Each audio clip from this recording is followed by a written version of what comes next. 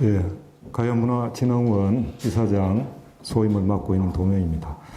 최근에는 가야 불교와 가야 문화에 대한 연구를 한 것이 법무사에서도 좀 인정을 하셨는지 이번에 법무사 박물관의 부관장 소임을 맡게 되었습니다. 오늘 제가 말씀드릴 제목은 광개토 태왕능비의 주요 쟁점과 새 해석입니다. 광개토 이제 태왕에 관해서는 그렇구나. 예. 광개토 우리 대왕 또 호태왕 또 뭐 영락 대제 여러 명칭으로 쓰입니다만은 광개토 태왕이라고 하는 게 가장 맞습니다. 광개토 태왕에 대해서는 뭐 우리나라에 많은 내용들이 있지만은 제 개인적으로 생각하기에는 우리나라에서 가장 위대한 영웅이 아닐까 그렇게 생각합니다. 그동안 광개토 태왕 능비에 대해서 한중일 간에 많은 관심을 가져왔습니다. 그리고 국내에서도 많은 분들이 이 능비를 연구하고 또 다양한 해석을 내어놓고 있습니다. 그래서 학문이란 것은 진실을 규명하는 것이기 때문에 물론 학력도 중요하고 또 다른 어떤 위치도 중요하지만은 누가 가장 명확하게 진실을 규명하는가 그것이 매우 중요한 일점인 것 같습니다. 우리는 정치는 많은 사람의 세력과 어떤 권위로서 권력으로서 어떤 점유를 하지만은 학문은 천 사람이 틀리고 한 사람이 옳으면 그 한 사람의 옳음으로 해서 역사가 바뀌고 학문의 새로운 사조가 생기게 됩니다. 네, 바로 들어가겠습니다. 자, 오늘 말씀드릴 것은 주요 쟁점 사항은 병신연조의 토의 장국 그리고 송민과 신민의 차이, 종발성의 해석, 알라인 수병의 해석, 신라성의 위치, 기타 해서 오늘 말씀을 드리도록 하겠습니다. 광개토 태왕 능비에 대해서는 차이나는 클래스에서도 몇 번 이렇게 방송을 하고 우리 국민들의 관심이 굉장히 많은 걸로 알고 있습니다. 자, 잠깐 이 능비에 대해서 알아보겠습니다. 이 능비는 주인공의 시온은 광개토 태왕으로 시온은 국강상 광개토경 평안 호태왕 이렇게 되어 있습니다. 서기 374년에 태어나셔가 412년 39세로 성하셨습니다. 비교적 일찍 돌아가신 걸로 보입니다. 그러나 엄청난 공적을 남기셨고 고구려가 대제국을 만드는 그런 기틀을 이룩한 분입니다. 이 비가 한참 지나서 1876년경에 중국인 관을산에 의해서 발견이 됩니다. 1880년부터 일본 육군 참모 본부에서는 간첩들을 밀정을 중국 땅에 여러 명 보냈습니다. 그 중에 한 명이 이 사카와 중인데 사카와 중이가 거기에서 한의사로 그렇게 위장해서 몇 년간 살면서 1983년도에 이 비에 대한 소식을 접하고 현지에 가서 탁본을 하나 입수를 합니다. 그리고 1년 후에 1984년도에 일본 육군 참모본부로 그렇게 가게 됩니다. 그런데 5년 후인 1889년도에 극우 학술지 회의록 모집을 통해서 고구려 고비문이란 이름으로 세상에 공개를 하게 됩니다. 그 내용은 이제 신묘년 기사, 경자년 기사를 중심으로 이렇게 이제 펼쳐지는데 주된 내용이 있습니다. 자, 밑에 일반 임나 일본부라고 하고 시간과 공간의 왜곡이라고 해놨습니다. 일제가 이 능비에 대해서 주목을 한 이유는 정안론으로 한반도를 점령하기 위해서였고 그 정안론의 도구가 바로 임나 일본부라고 하는 그 논리로서 한반도를 정복하겠다라고 그렇게 했습니다. 그래서 그 논리를 세우기 위해서 임나의 근거, 일본 서기라는 일본 역사서에는 임나에 대한 얘기가 215번 나옵니다. 그런데 우리나라에는 첫 번째 나오는 게 광개토 태양능비에 나오는 임나가라, 그리고 삼국사기 강수열전에 나오는 임나가량인 가는 게 있고, 그리고 신라시대 진경대사 탑비에 임나왕족 초발성지라고 할 때 이렇게 임나가 3번 등장합니다. 그런데 일제는 요 3번의 임나를 근거로 임나 일본부서를 만듭니다. 가공의 임나 일본부서를 만들어서 그 임나가 한반도에 가야다.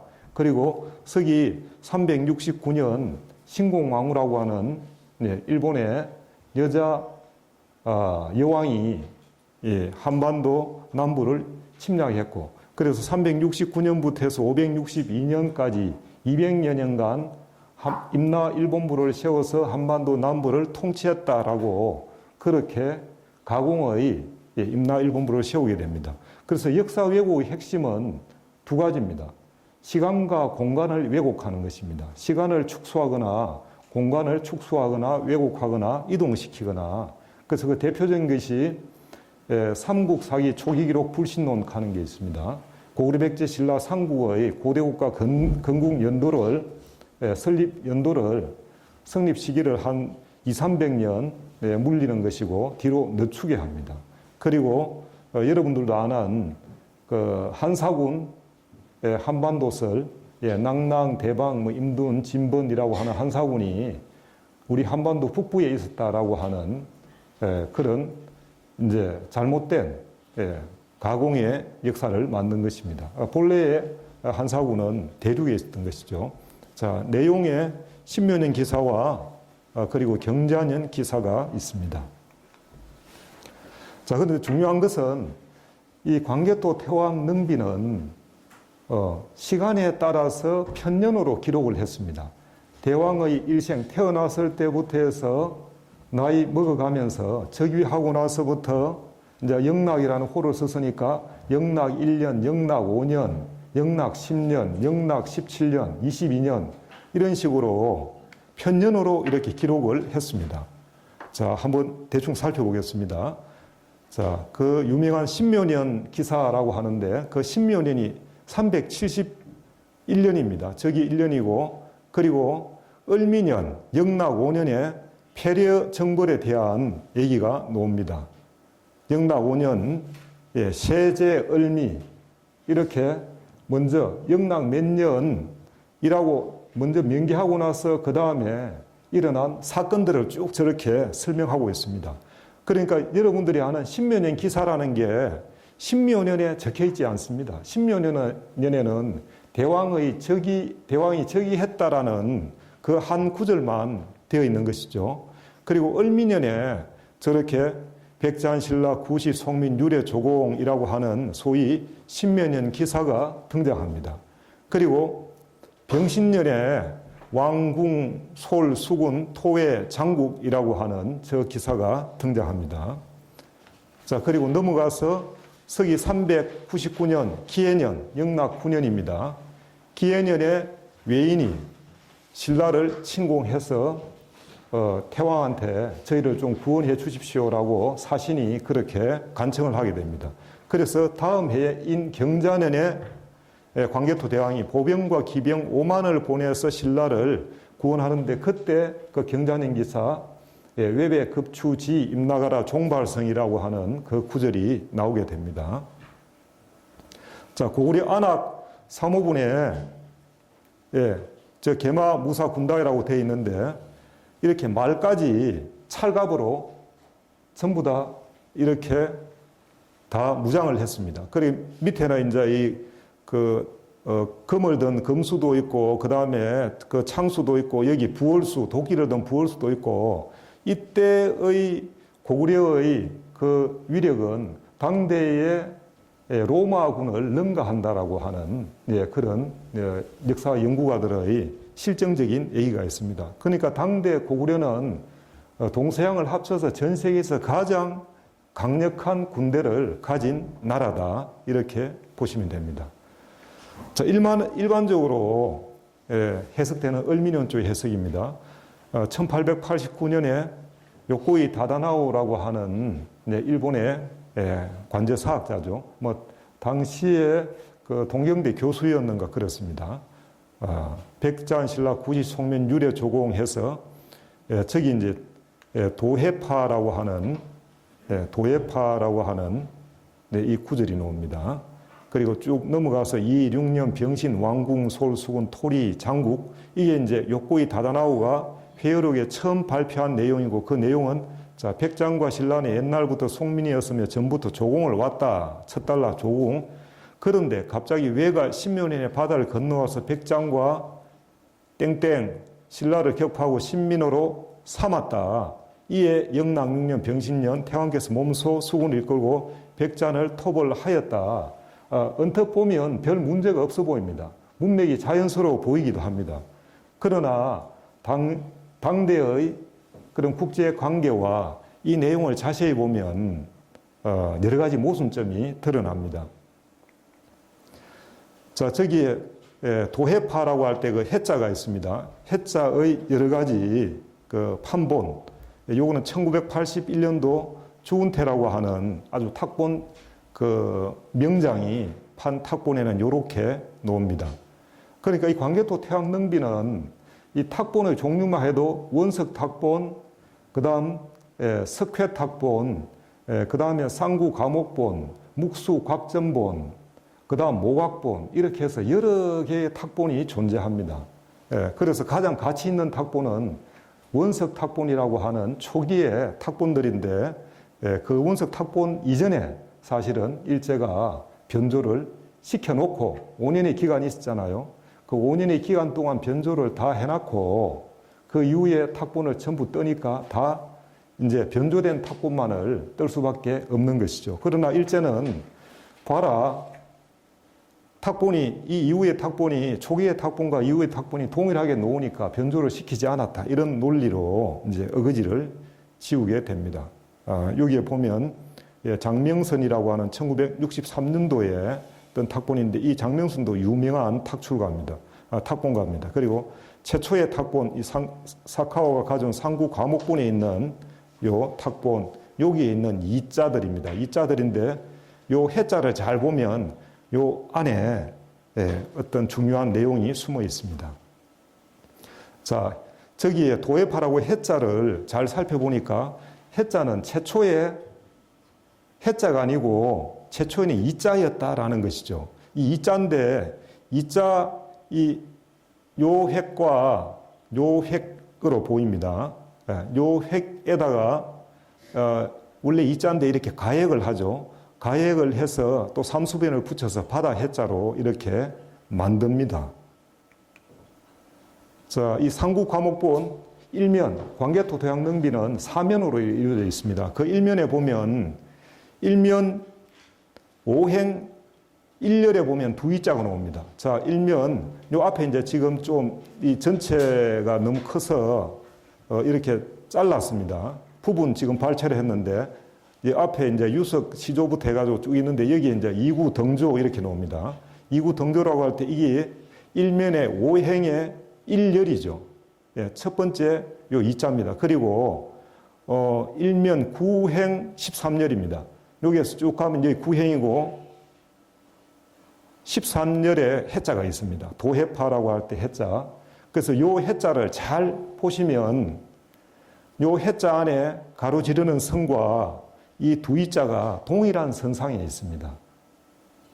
그러니까 두 이자를 해자로 변조했다. 그러니까 여기는 두 이자가 있고 여기는 해자가 있지만은 이 해자는 최초에는 두 이자를 해자로 이렇게 변조시켰다라고 하는 근거가 됩니다.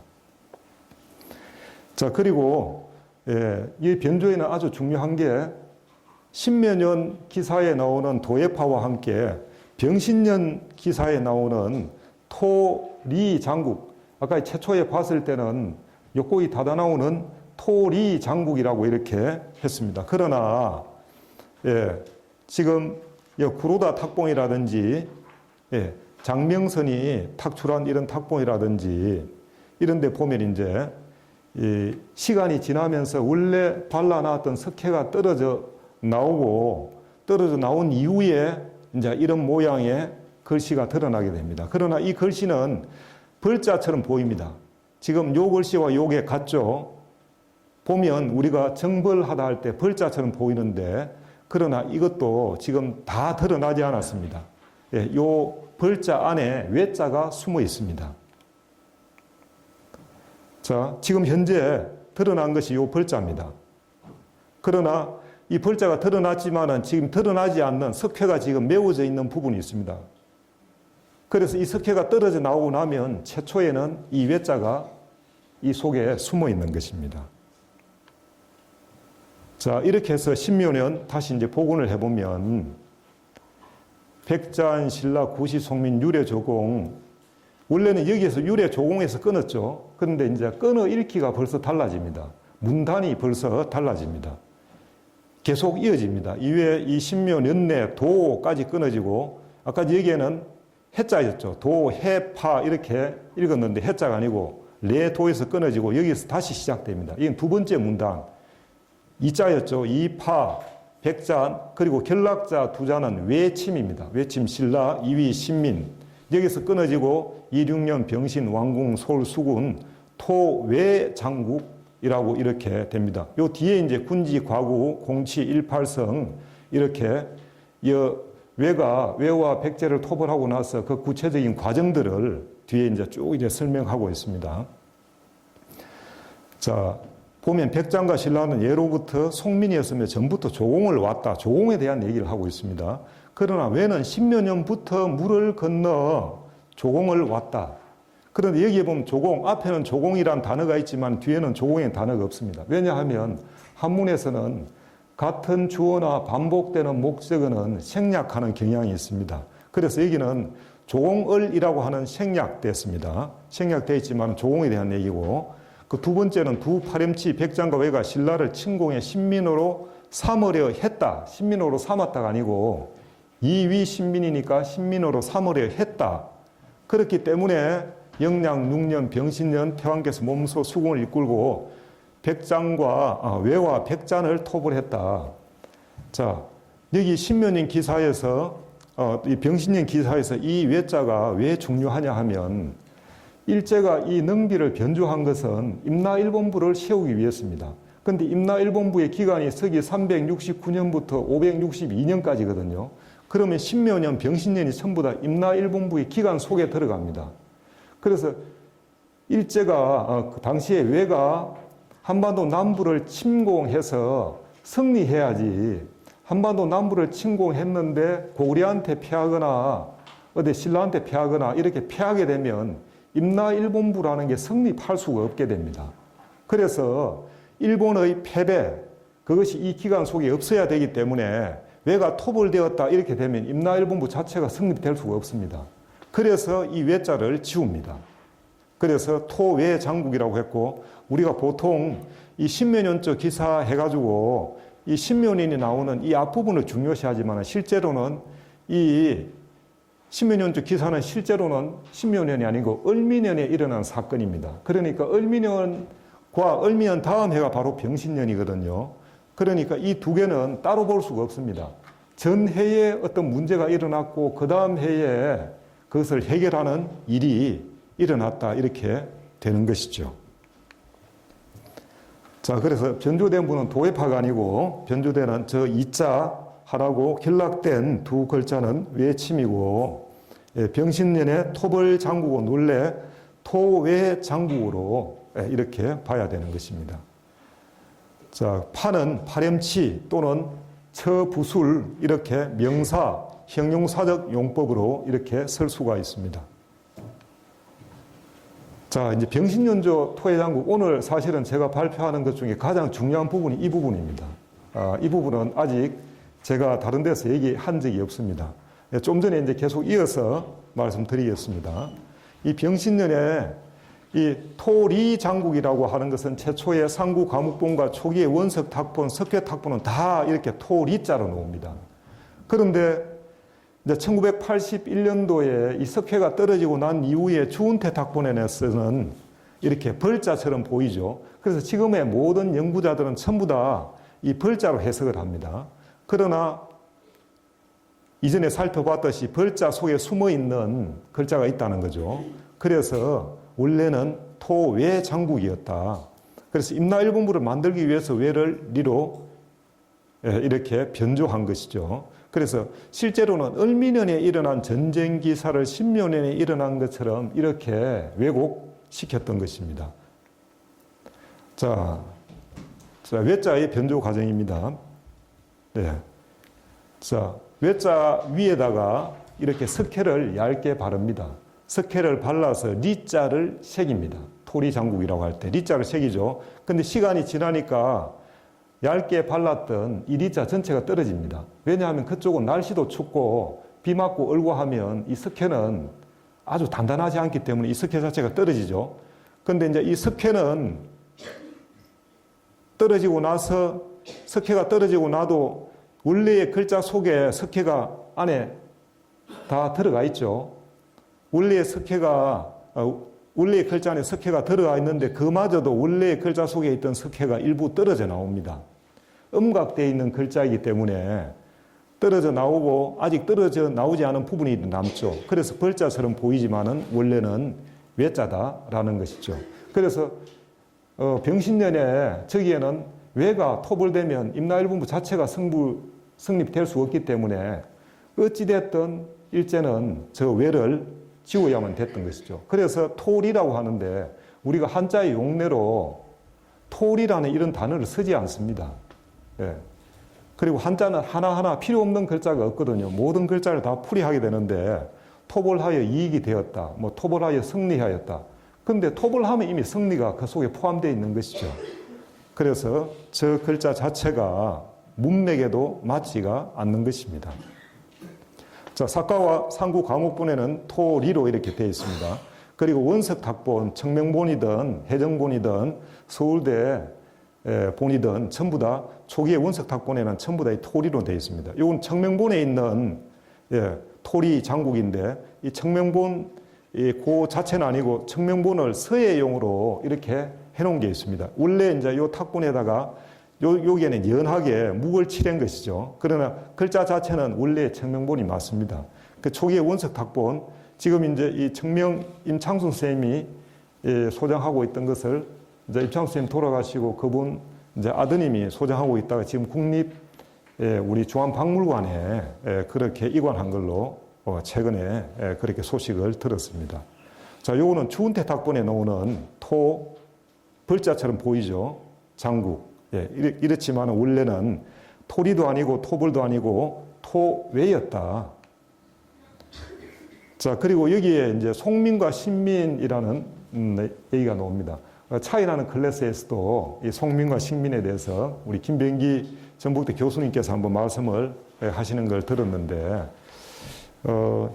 이 당시에 국제 관계, 국제 구대로를 보면 이 내용이 쉽게 이해가 됩니다. 이 당시에 고구려가 가장 강했고 그 밑에 백제, 신라가 또 외와 이렇게 있었습니다. 그리고 이 능비를 쓴 사람은 고구려라고 하는 고구려의 입장이라고 하는 그 부분을 감안해야 됩니다. 자, 여기 보면 위에 구시 송민 노고 위에 이위 신민이라고 나오는데 고구려의 입장에서 보면 송민, 백제 신라는 과거 고구려에 예속된 나라다. 송민이라는 건 속했다 이거죠. 그런데 그 근거가 있습니다.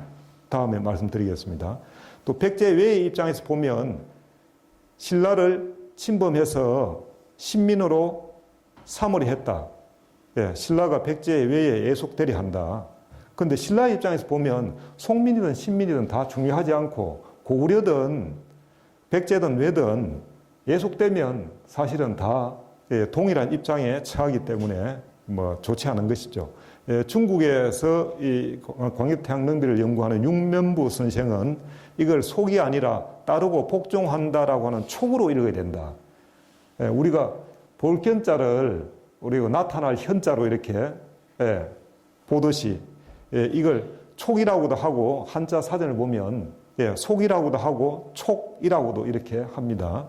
이것도 상당히 근거가 좀 있어 보입니다. 자, 좀 전에 말씀드렸듯이 삼국사기 열전 최치원 편을 보면 최치원은 마한을 고구려라란다 이렇게 하고, 삼국지 위서 동의전 변진조에 보면 진왕은 항상 마한 사람으로서 대대로 이어갔으며 진왕이 스스로 왕이 되지 못하였다 이래 합니다.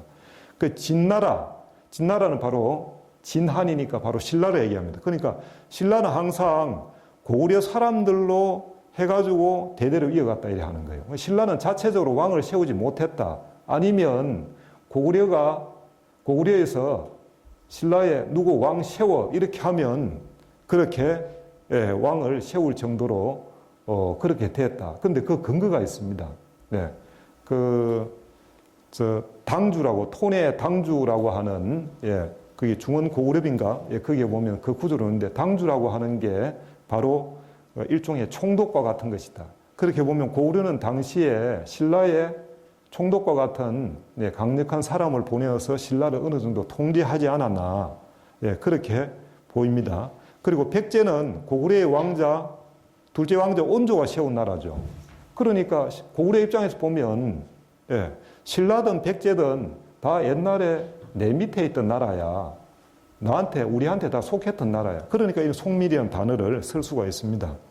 그런데 이제 학계 일각에서는 백제와 신라가 고구려에 속밀이 있다는 것은 역사적 사실이 아니고 고구려의 업적을 부풀리기 위한 허구라고 이렇게 주장을 하고 있습니다.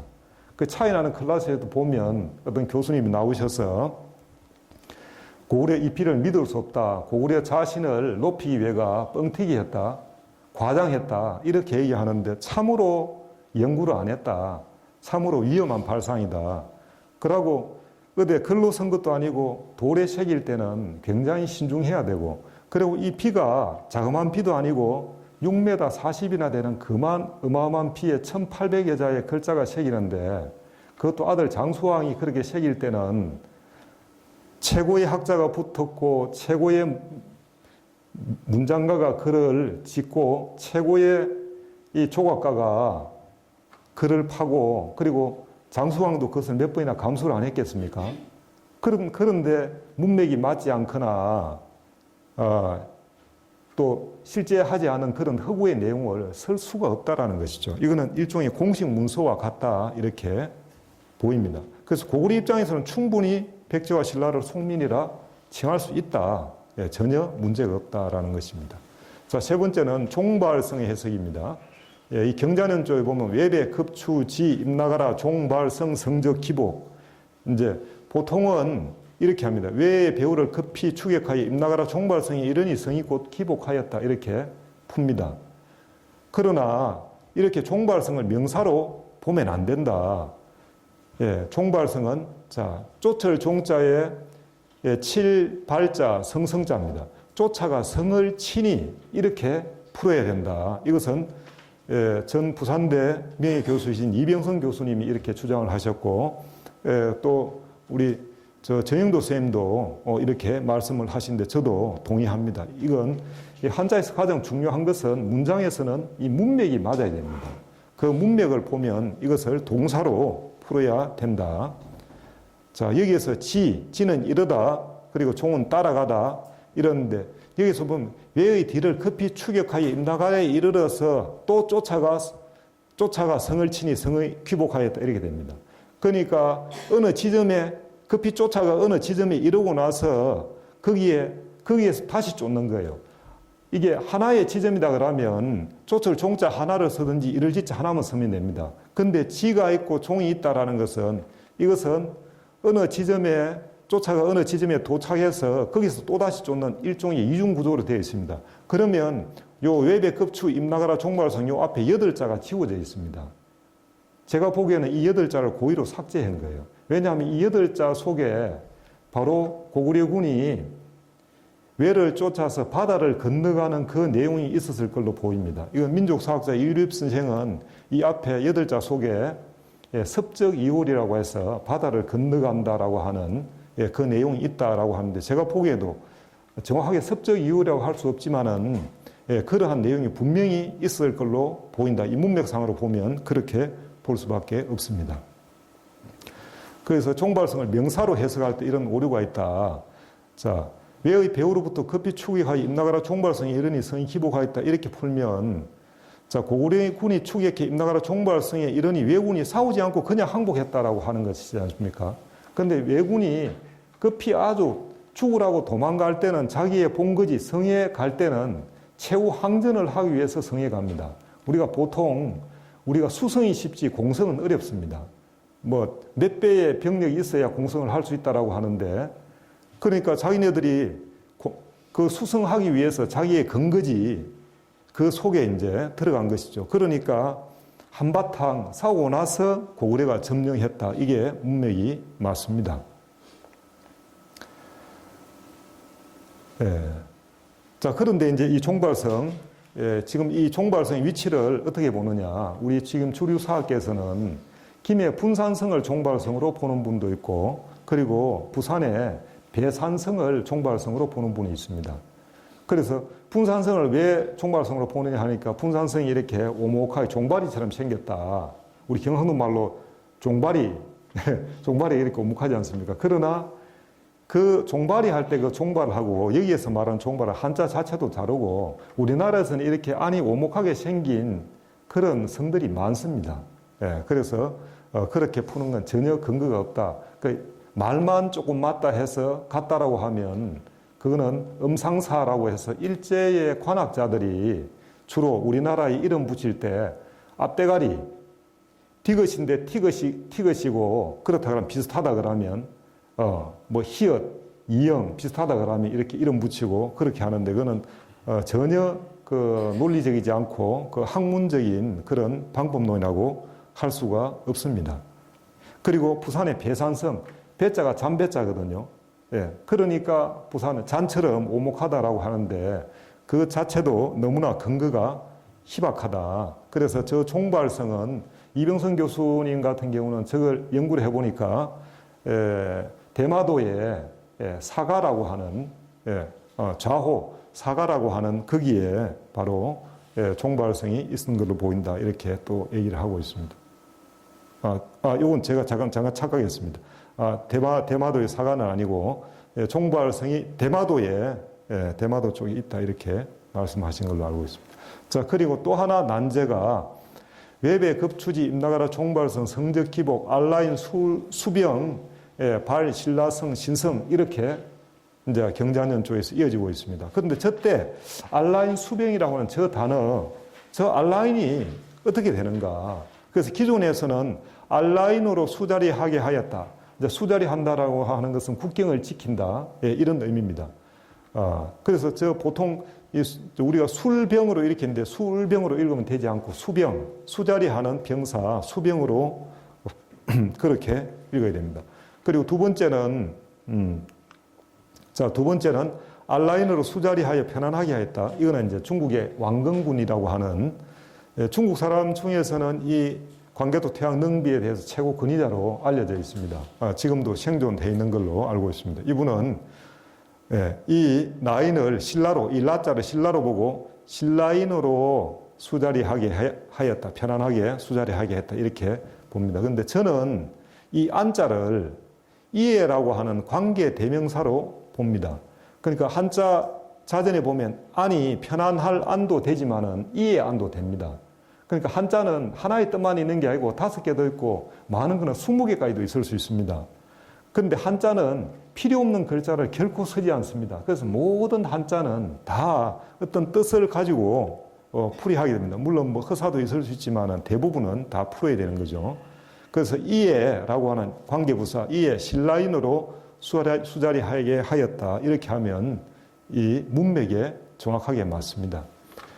자, 그리고 5번째, 신라성의 위치, 10년 경자, 쭉 이래 놓고 있습니다. 여기에, 이제, 종난거성 신라성, 외만 기중, 관중, 방지, 외적퇴 이렇게 나와 있습니다. 영락 10년 경자년에 보병과 기병 5만을 보내 신라를 구원해로 갔다. 난거성으로부터 신라성, 이때 이 신라성은 신라의 성들이라고 하는 복수의 의미로 봐야 됩니다. 그러니까 이 능비를 쓴 사람은 고구려인이거든요. 그러니까 고구려 입장에서 이래 볼 때는 신라에 존재하는 모든 성들은 다 신라성이죠. 예. 그런데 이때 보니까 왜가 이 경자년 이전에 기해년에 광개토 태왕이 평양에 가니까 신라의 사신이 급히 쫓아와가 큰일 났습니다. 지금 외인들이 와가 해자, 성곽 주위에 해자도 부수고 지금 이렇게 많은 해작을 지우고 있습니다 하니까 알았다 하고, 그래서 1년, 이제 그 다음 해에 이렇게 태왕이 직접, 태왕이 기병과 보기 5만을 보내서 이렇게 이제 신라를 구원하게 하는데, 그때 보면 이 난거성으로부터 신라의 여러 성들의 이미 외가 점령하고 있었던 것이죠.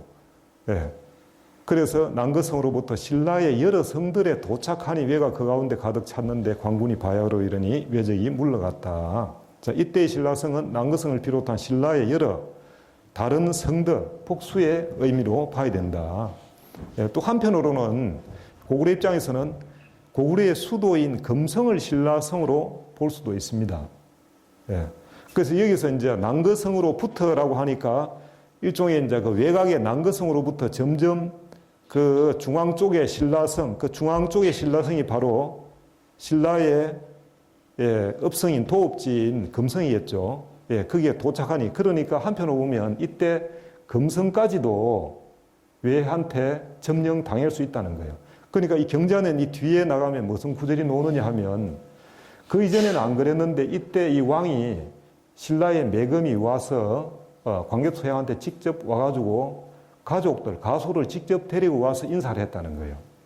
그건 뭘 의미하느냐 하면 이때 신라가 완전히 망할 정도의 위기에 빠졌고 5만의 보병과 기병으로 구원을 해주니까 거기에 감사해서 이전에 없던 뭐 조공 정도만 보내는 게 아니고 왕이 직접 가족들도 데리고 와서 인사를 했다라고 그렇게 하고 있습니다. 그런 의미에서 보면 저 신라성이 금성일 가능성도 있어 보입니다.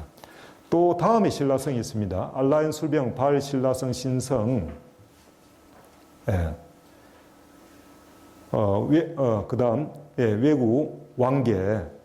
이에 신라인에게 성을 지켜야 하고 신라성과 신성을 쳤음에 외구는 완전히 괴멸되었다. 이때의 신라성은 성 이름, 단수의 성명으로 이렇게 봅니다. 이병순 교수는 이때의 신라성이 대륙에 있을 수가 없다.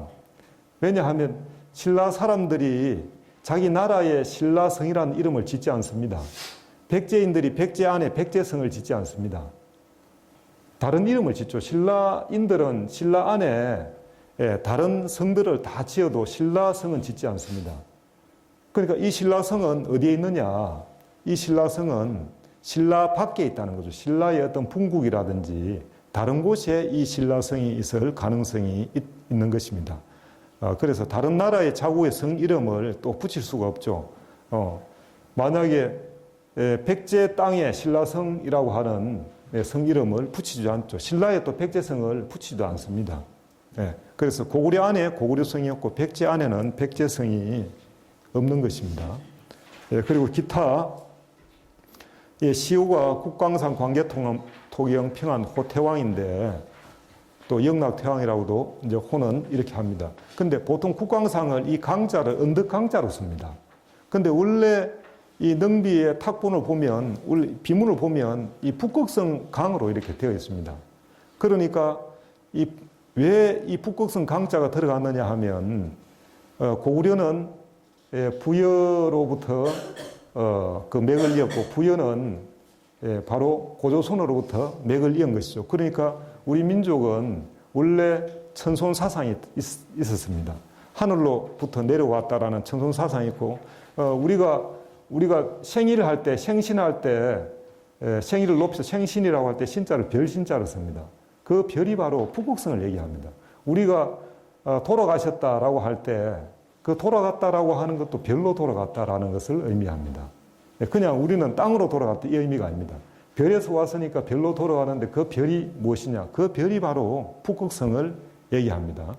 자, 이 신라 1946년도에 그 신라 거기서 호우총이라고 하는 그 무덤을 하나 발굴했는데 거기에 호우라고 하는 그릇이 나오는데 그릇에 이렇게 이 글자 명문이 이렇게 나와 있고 명문 위에는 마른 목골의 문양이 있습니다. 이 우물 정자 모양의 그 문양이 있습니다. 요겁니다. 여기서 보면 여기에 이제 쭉 여기에 대한 얘기가 요 십면연 얘기도 나와 있고 국광상 얘기도 나와 있죠. 이 강자 보십시오. 이 강자가 언덕 강자가 아닙니다. 이 북극성 강자거든요. 그리고 여기에 이 샵, 이 우물 정자로 보이는데 이것이 바로 북극성을 의미합니다. 예, 문양으로 나타내는 북극성입니다. 그러니까 경주에 누구냐? 경주에 누가 갑자기 생각이 나네. 김할지가 태어났다는 곳이나 또 아령 부인이 낳았다는 그런 연못이나 보면 연못 위에 다 이렇게 우물 정자로 되어 있죠. 그러니까 하늘에 있는 그 북극성이 바로 북극성의 기운이 우물에 바로 비치도록 하라고 하는 그런 의미가 담겨 있습니다. 그래서 이 국광상 광개토경 평안 호태왕이라는 이 호를 한번 잘 볼 필요가 있습니다. 그래서 이제 보통 우리가 고구원왕이라 그러면 그 고구원이라고 하는 언덕에 묻혔기 때문에 고구원왕이라고 합니다. 소수림왕은 소수림이라고 하는 동산에 묻혔고 고국양왕은 고국양이라고 하는 언덕에 묻혔기 때문에 이 왕의 왕명이 됩니다. 그런데 광개토 태왕은 광개토라고 하는 언덕에 묻히지 않았습니다. 예. 삼국사기에도 그 광개토 왕조에도 보면 그냥 왕이 언제 돌아가셨다 이것만 나오지 어느 언덕에 묻혔다 이렇게 나오지 않습니다. 그럼 이 국광상의 뜻이 뭐냐? 이 국광상은 우리나라에서 하늘과 같은 분 뭐 이런 뜻도 될 것이고 이 광개토는 고구려의 그 모토가 뭐냐면 다물사상인데 다물사상은 옛 영토를 회복한다. 고조선의 옛 영토를 회복한다라고 하는데 실제로 광개토 태왕이 회복한 영토는 고조선의 본래 영토하고 거의 비슷합니다. 그래서 제시와 이도 여치를 말하고 있다. 그래서 이 국광상 광개토경 평안 호태왕을 풀어보면 국광상은 개천, 하늘을 여는 것을 의미하고 광개토는 계지, 땅을 여는 것을 의미하고 평안하게 한다. 모든 사람을 편안하게 한다. 이거는 홍이 인간하는 모습이고 호태왕은 이 호자가 우리가 좋을 호자도 있지만 훌륭할 호자가 있습니다. 한자에 보면 이 훌륭하다라고 할 때도 호를 씁니다.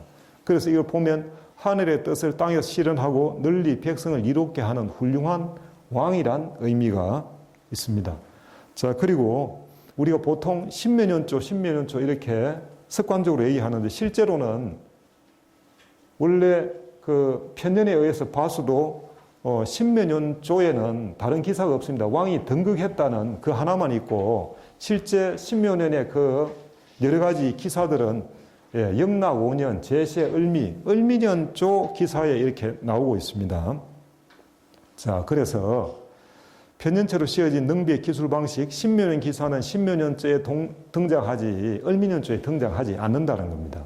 근데 왜가 일제가 도예파에서 글자를 바꾸고 글자를 변조해서 전체의 문장을 엉클어뜨림으로 해서 이게 마치 신면연에 일어난 일인 것처럼 사람들이 착각하게 된 거예요.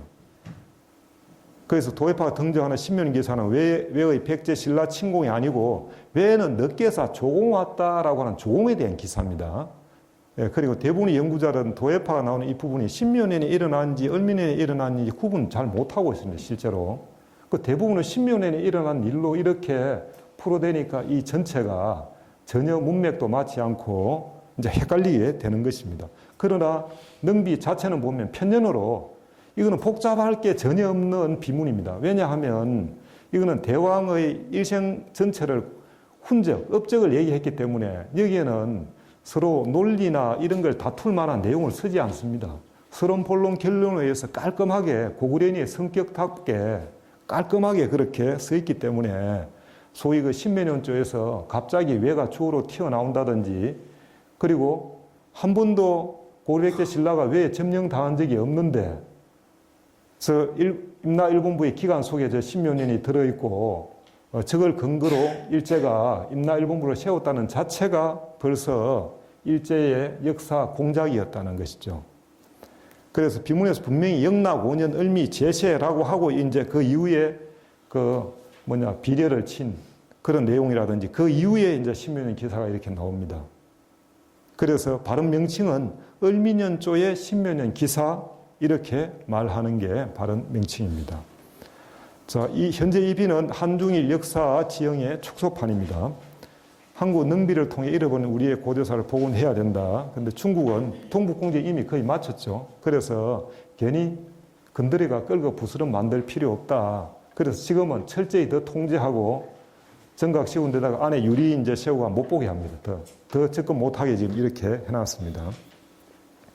그래서 일본은 일제 강점기 능비 변조를 통해 조선 침략을 정당화했고 이러한 과거 사실 듣기 위해가 변조가 없다고 이렇게 억지 주장을 지금도 하고 있습니다. 자, 일본은 침략의 명분을 위해 능비 변조했고 현재는 그 허물 듣기 위해가 능비 해석을 왜곡한다. 그래서 고구려가 뻥튀기였다, 거짓말장이다, 믿을 수 없다, 부터 해서 이렇게 여러 가지 이제 논설을 또 풀어대고 있습니다. 예, 이제 우리 주류 사학계는 임나일본부 얘기하면 그 옛날 얘기 끝났다 이래 얘기합니다. 그런데 현재도 우리 주류 사학계에서는 임나의 위치를 임나 7국 19를 비롯한 이 위치를 우리 한반도 남부 땅, 특히 대표적인 게 우리 김해를 임나라고 우리 주류 사학자들이 주로 얘기를 합니다. 아니면 고령을 얘기하든지 또 어떤 사람은 뭐 저 창원을 얘기하고 이렇게 얘기하는데 이런 자체가 일제의 그 역사 공작을 그대로 계승한 그런 그 프레임을 벗어나지 못하고 있다. 그래서 우리 학문은 증거와 문헌과 그리고 실제적인 증거, 고고학을 통해서 할 수 있는데 증명할 수 있는데 그런 근거가 전무한데도 불구하고 일본석이란 책 한 권에 215번이나 임나라는 얘기가 나왔다면 일본이 역사하지 않습니까? 그리고 그 당시에는 이렇게 국제적으로 서로 교류하지 못했습니다. 일본 서기를 쓸 때는 일본 안에 있는 내용만 얘기하는 거예요. 간간히 뭐 사신이 오거나 그럴 때 얘기하지.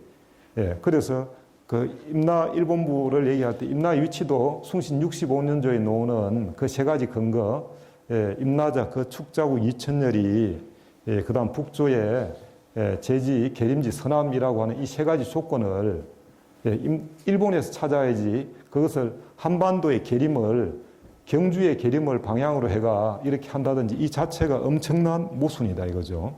현재도 우리 지금 김해 시사 다음 달에 뭐 편찬한다는 얘기가 있는데 임나 하나도 안 바꿨습니다. 지금 전라도 천년사 2년 전에 편찬하려고 하다가 지금 임나 문제 때문에 지금 출간을 못하고 있습니다. 그리고 부산 시사 지금 임나 문제 때문에 시민들의 저항으로 해가지고 지금 여러 가지 문제에 걸리고 있습니다. 가야의 심장이라고 하는 우리 김해가 전혀 근거 없는 이 일본 관제 사학자들의 역사 공작을 해놓은 그 임나를 지금까지 책에 넣고 그것을 김해 시사라고 이렇게 편찬을 한다라는 것은 우리 스스로가 역사 왜곡에 동조하고 우리가 우리 이 땅을 조상이 물려준 이 땅을 일제한테 바치는 거하고 다름이 없다. 네, 오늘 점심때도 뉴스 보니까 일본이 또 독도 저 거라고 또 얘기를 하고 있습니다. 그래서 뭐 외교부 영사관 불러가 영사를 불러가 조치를 한다 이렇게라고 하는데 왜 일본이 그렇게 얘기할 수 있느냐 하면 우리 학계에서 이런 문제가 정리가 안 돼 있기 때문에 그렇습니다. 심지어는 우리 학자들이 독도를 공유하자는 학자가 있고 최근에 제가 신문 보니까 어떤 뭐 직급이 꽤 높은 분이던데 왜 자꾸 그 독도 가지고 문제 삼느냐. 일본 국민들은 독도에 대해 별로 관심도 없던데 이런 소리 합니다. 국민들은 잘 모를 수 있죠. 그러나 나라를 이끌어가는 것은 정치인들이고 그 정치인들이 잘못된 흐름으로 이끌어가면 전쟁도 나고 지금 뭐 러시아, 우크라이나 전쟁이 뭐 국민들 때문에 납니까? 그 지금 전쟁이 푸틴 때문에 나는 거 아닙니까? 이스라엘 저는 전쟁도 그 네타냐후나 몇 사람들 소수의 그 권력자들이 획책하는 경우가 많이 있습니다. 자, 한민족 최고의 영웅 광개토 태양능비의 진실을 밝히는 것은 21세기 한민족 개화의 중요한 기폭제로 작용할 것입니다. 오늘 뭐 제가 짧은 시간에 좀 급하게 하려다 보니까 더 디테일하게는 하지 못했습니다. 그러나 이 광개토 태양 능비에서 얘기하는 주요 쟁점은 거의 다루었다고 봅니다. 물론 이것이 완벽하다라고 할 수 없지만은 좀 더 여기서 좀 더 연구를 하고 보강을 할 것이고 또 여기에서 궁금한 점이 있으면 언제든지 문의를 해주시면 함께 머리를 맞대고 연구하도록 하겠습니다. 예, 감사합니다.